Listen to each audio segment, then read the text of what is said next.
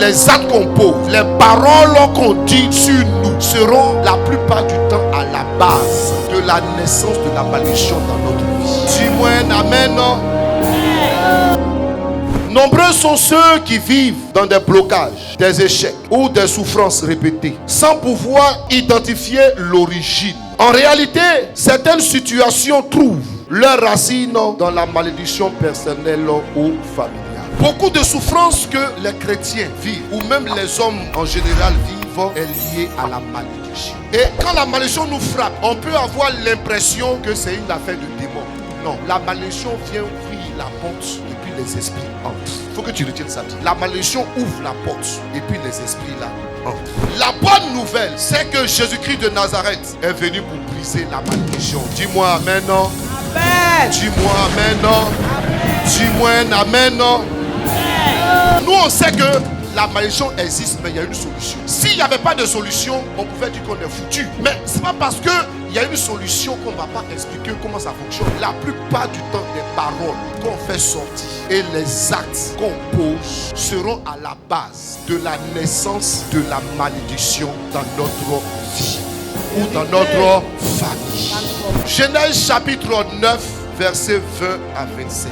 Noé commença à cultiver la terre et planta de la vigne. Il but du vin, s'enivra et se découvrit au milieu de sa tente. Cham, père de Canaan, vit la nudité de son père et il le rapporta dehors à ses deux frères. Alors Sem et Japheth prirent le manteau, le mirent sur leurs épaules, marchèrent à reculons et couvrirent la nudité de leur père. Comme leur visage était détourné, ils ne virent point la nudité de leur père. Lorsque Noé se réveilla de son vin, il apprit ce que lui avait fait son fils cadet. Et il dit: maudit soit Canaan, qui soit l'esclave des esclaves de ses frères. Il dit encore: béni soit l'Éternel, Dieu de Sem, et que Canaan soit leur esclave. Que Dieu étende les possessions de Japheth, qu'il habite dans les tentes de Sem, et que Canaan soit leur esclave. La malédiction de Canaan là, c'était sous la forme de quoi? Sous la forme d'une parole. Il a parlé. Quand il a parlé là, il a dit quelque chose. Il a donné en même temps la nouvelle identité de Canaan. Il a donné en même temps ce que Canaan va devenir désormais. Il a donné l'agenda générationnel de Canaan pour lui dire que toi désormais, voilà ce que tu vas devenir. Les enfants qui vont naître de toi là, c'est comme ça ils vont devenir. Leurs arrière-petits-enfants, c'est comme ça il va devenir. La question que je vais te poser: tu viens de quelle famille? Qu'est-ce que ton père a fait? Qu'est-ce que ton grand-père a fait? Qu'est-ce que toi-même tu as fait? Qu'est-ce que ta maman a fait? Qu'est-ce que ta grand-mère a eu à faire? Qu'est-ce qu'ils ont fait pour que tu naisses? La malédiction ici va changer l'identité de qui? De Canaan. Désormais, Canaan devient quoi? L'esclave des esclaves de ses frères. C'est-à-dire, il va remettre Canaan dans le deuxième ou la troisième prison. Parce que dans l'affaire d'esclaves là, il y a des degrés. Il pourrait dire simplement: tu deviens l'esclave de tes frères. Il ne dit pas ça. Il dit: tu deviendras l'esclave des esclaves de tes frères. Je ne sais pas si on lit la même Bible. Je ne sais pas, peut-être que moi je ne comprends pas bien la Bible. Mais quand tu lis ça, tu dois avoir peur. Qu'est-ce qu'il va dire maintenant?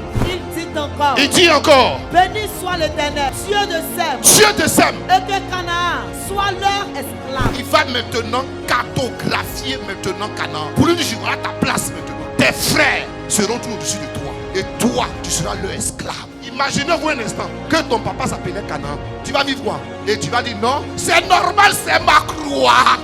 Et puis on t'a plaqué pour te dire: oui, c'est la croix, faut accepter, c'est ta croix. Oh. Alors que le premier Canaan qui était ton père avait fait quelque chose qui était mauvais quand il était jeune. Il ne va jamais te dire ça. Que quand j'étais petit, je ne savais pas, voilà ce que j'ai fait de mon papa. Je me suis moqué de lui et mon papa parlait contre moi. Il ne va jamais te dire: toi tu vas te battre. Tu vas te battre, tu vas casser, tu vas briser, tu vas faire retraite, tu vas prier. Et puis j'ai dit: non, depuis là j'ai pris chez papa ici, rien n'avance.